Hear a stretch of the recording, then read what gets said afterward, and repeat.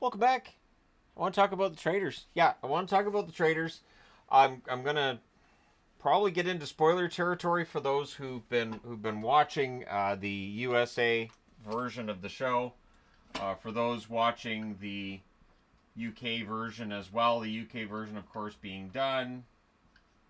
Sure, I'll include this up here. So as you can see, there are a few international editions I've watched. I want to talk about the USA versus the UK, but first I want to talk about the other ones. So for people who may not have watched this, and I've been talking to the people in this household about it, and it looks like I'm gonna have to watch a season of this with the kids, which I'm fine with. I'm fine with rewatching. It is a show that absolutely works for rewatching. So the idea is simple: you have faithfuls and traitors. Because every now and then I'll see comments in the in a little section before the video where people are like I don't know which ones are which. So usually with faithfuls, because you're going to have probably 22 contestants, usually 20 to 22. So I'll put 22. Usually it's 3 or 4 traitors, and so you're looking at 18 or 19 faithfuls. Now what's interesting is that the faithfuls are all trying to figure out who the traitors are. The traitors once a night get to decide who to murder. Now, not all of the shows refer to it as murder. For instance, France says just eliminate or banish, which is weird because banishing is what they do at the round table every day. So you get there day one, and night one, the traitors get to meet one another. Up until then, they don't know who they are. At least they shouldn't. So, all right, the Canadian one is very good. If you haven't watched the Canadian one, highly recommend it. I'm not going to get into spoilers. The one in France, I'm almost done the first season of the one in France. It's a short season. They're all celebrities. The women on the French version of Traitors, the first season, some of the most beautiful women I think on planet Earth, which is not by accident, right? They're gonna cast celebrities that they know people are gonna want to watch, and that's gonna be part of it. But it is something to notice on Traitors, and sometimes on various reality shows. Like, for instance, we just started the new season of Love is Blind. And the women always seem to be more attractive than the men in general in reality TV. Anyways, I've also been watching the Hungary version of the show. Not Hungary, Hungary. So, and it's entertaining. I've enjoyed it, actually.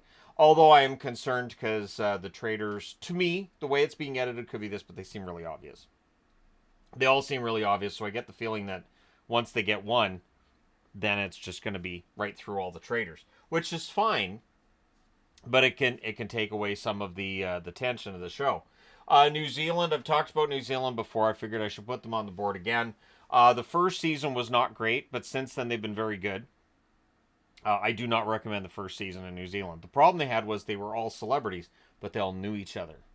And when all the celebrities know each other, then when traitors are picked, there's going to be a small change in someone's behavior.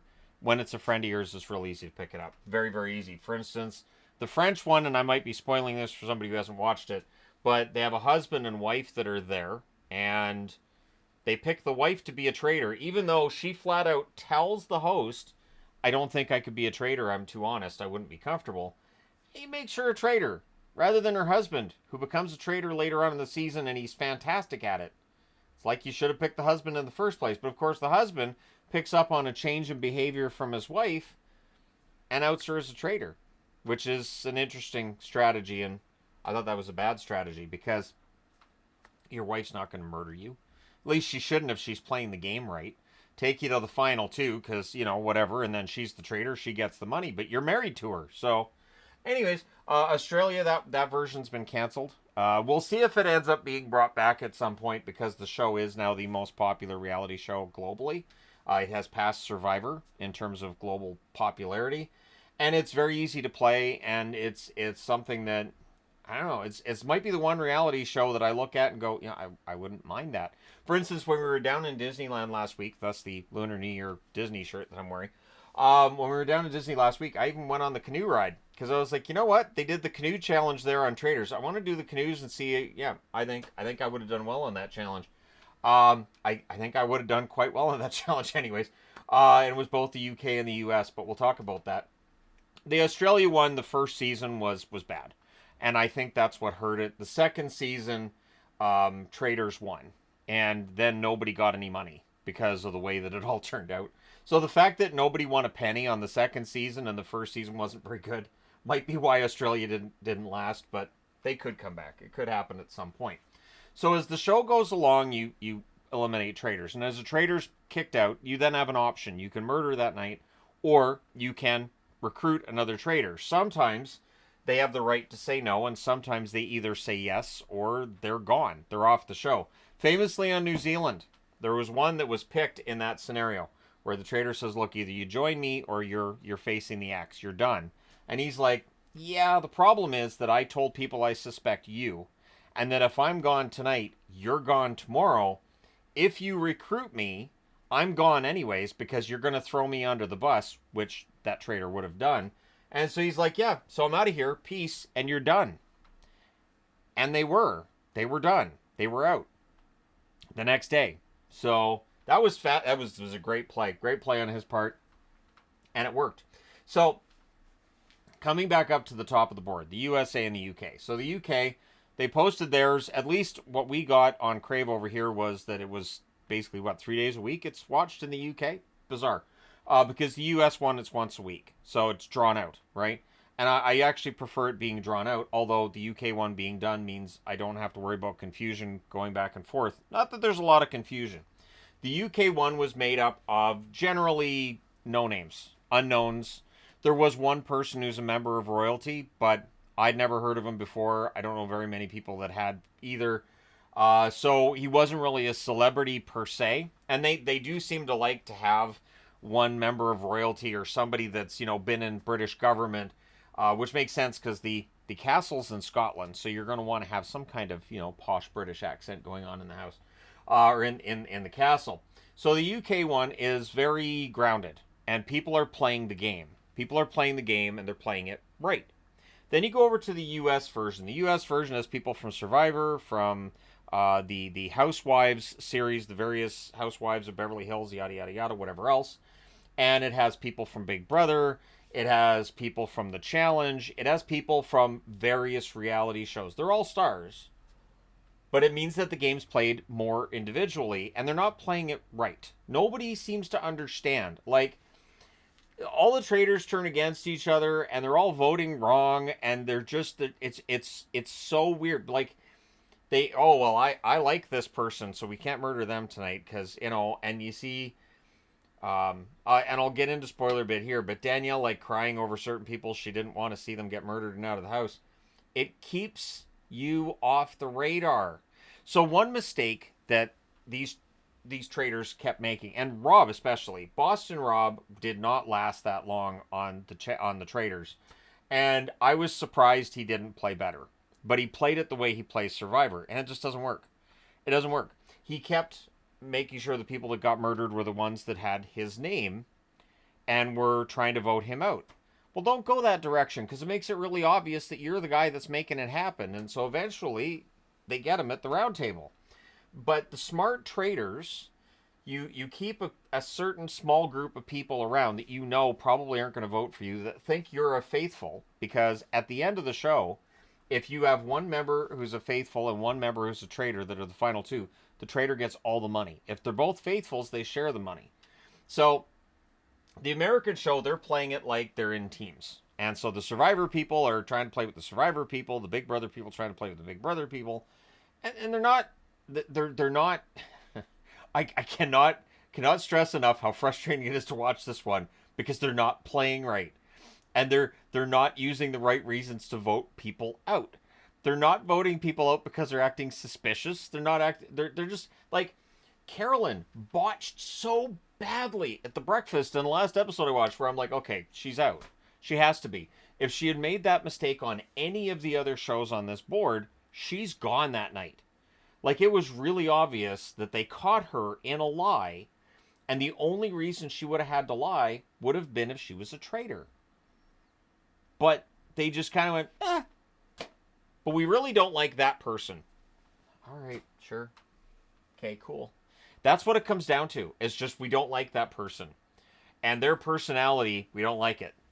When they got rid of Wes, it was this personality. And I really thought Wes from The Challenge would have killed it, but nope. Wes was out because they didn't like him. They didn't like how he played the game. But he was actually trying to find traitors and some.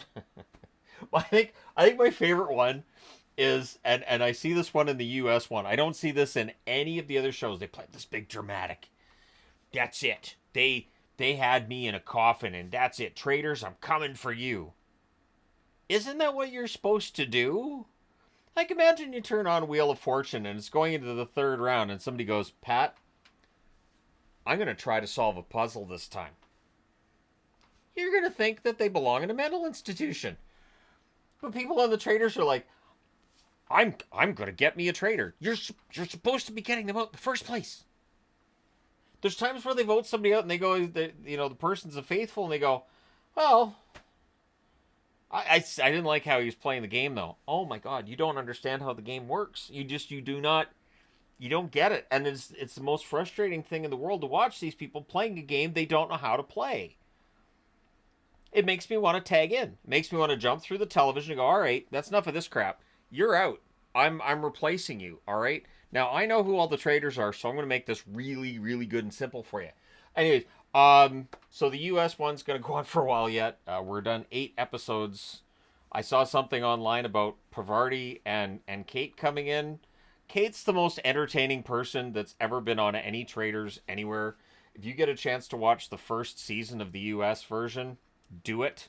And just enjoy Kate Chastain for what she is. A treasure. An absolute treasure. That woman is one of the funniest people I've ever seen on a reality show in my entire life. And her on the Traitors, it's chef's kiss. It is perfection. It's fantastic. So that's why they brought her back halfway through last season. And it looks like maybe they're parachuting her into this season as well. There's been some really vicious fights at the roundtables where they're trying to figure out who the traitors are and aren't, and they're trying to get somebody out.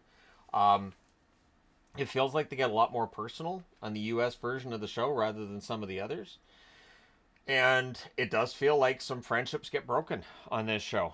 And there are definitely some friendships that I can see that are going on this show that are definitely going to be broken when it's done. But yeah, it is to me the most entertaining show, because one thing I've said to Yvonne, and I'll say it here, is if you took the cast of season 2 of any of these shows, so let's say the cast that just had the UK version of the Traitors, you bring all of them back the next season, Claudia would pick different people for Traitors. Maybe she'd pick one of the same for Traitors. The game would still play out completely different. You could have the exact same people. The game will never play out the same way twice. That's part of the reason I really like it. There's a randomness to it.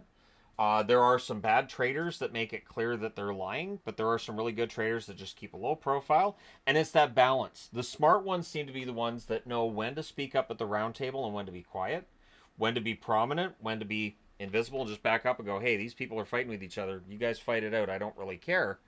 And that's what makes it fascinating to me, because you really are going on very, very little. And sometimes what they're going on as evidence is nothing. It's somebody just misspeaking. It could be something silly. Just like, well, if I was a traitor, I'd murder this person. Why? Why did you do that? Why? Why did you say that? Why? Because now when they're gone tomorrow morning, people are going to go, he said it. I think he's the guy. Like anybody's that stupid. It's so, but they're looking for anything they can find. Anything. Any little morsel of what they consider to be evidence. Because everybody turns into Chief Inspector Clouseau, apparently, with this. And it's very entertaining. I will say this season of the U.S. version, Tom Sandoval's facial expressions, I'm in awe. I am in awe of the side eye he can give, how confused he can look. He can go from I'm really angry to the look of who farted. And it's just, and I cannot describe how happy I am every time there's a round table and the cameras show whatever facial expression he's making. To use the Simpsons reference, it reminds me of the dog with the shifty eyes. It really does. It reminds me of the dog with the shifty eyes. You know he's evil because he's got shifty eyes. And Tom is, and he has these theories. And I'm waiting for Tom, because he has these theories, and sometimes he's kind of right, but usually he's way out in left field.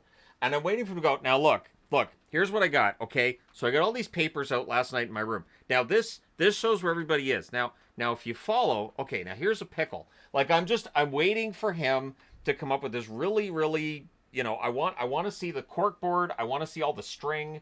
I want to see the most elaborate BS ever. I'm waiting for it. I'm waiting for it. And even I had to laugh in the last episode I watched too. He's like, I don't understand why I'm still here. I do. Nobody thinks that you're smart enough to be a traitor, and the traitors don't think you're smart enough to find them. So that's why you stick around. He has a very good chance of winning the money because nobody sees him as a threat. I even on one of the episodes, somebody goes, "Oh well, there's one person who has a theory on you," and the person he's talking to goes, "Is it Tom?" And the response is, "Well, yeah," and they go, "Whatever," and just that was it. That was it. It was done, and nothing came of it. So highly entertaining, but hopefully they learned how to play the game. I hope they learn how to play the game because they're almost done. It's sad to watch. I really want to tag in. Used to have the chance to do that when we did improv in school. I used to love tagging in, and I used to love watching other people tag in. So you're watching a scene, you go freeze, and then you jump in for one of the people on stage. It just feels like with Traitors that we kind of need that. But anyways, there you go. Let me know your thoughts in the comment section below. This is my favorite show to watch. Sometimes I look at the fact that I make all these hockey videos all the time, and I think, remember, once you're done this, you can go watch some Traitors. One of the international versions. Oddly enough, I don't have access to, wasn't it Denmark that started it? And I don't have access to the Dane version of the show. What's up with that? I don't have I don't have the Dutch version either. So there are various international versions I can watch. There are still plenty that I can't. And I will say this, on the one for France that I'm watching, I feel really bad for one of the faithful because this lady seems so sweet and so trusting, and the two people she trusts the most are both traitors, and I feel so bad for her. I understand why she trusts them. From her perspective, I totally get it. It's not that she's stupid, but she's kind of a rube at this point, and it's too bad. Anyways, thank you guys so much for all your support and for indulging me as I talk about my favorite show. I just wanted to talk about this, and as opposed to all the hockey stuff I've been talking about. So, anyways, there you go. Thanks for your support. Greatly appreciated. That being said, I will talk to you again soon. And if you can hit like and subscribe, it's always greatly appreciated. I'll talk to you again soon.